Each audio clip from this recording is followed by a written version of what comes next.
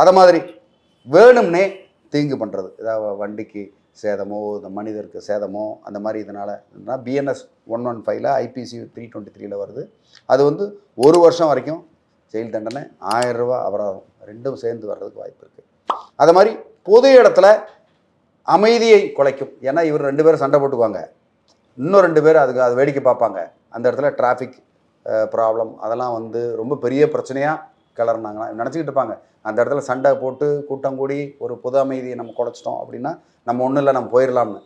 ஆனால் சட்டப்படி அவங்க மேலே பண்ணால் ஐபிசி 504 ஆர் பிஎன்எஸ் 352 இப்போ இருக்கிற பிஎன்எஸ் 350 போட்டால் 2 வருஷம் தண்டனை, அதுக்குண்டான அபராதமும் உண்டு அப்படின்றது இந்த இடத்துல தெரிஞ்சு. ஏன்னா ஈஸியாக கார் பார்க்கிங்கில் போய் அங்கே சண்டை போட்டோம்னா நம்மளை யாரும் எதுவும் செஞ்சிட மாட்டாங்க அப்படின்னா.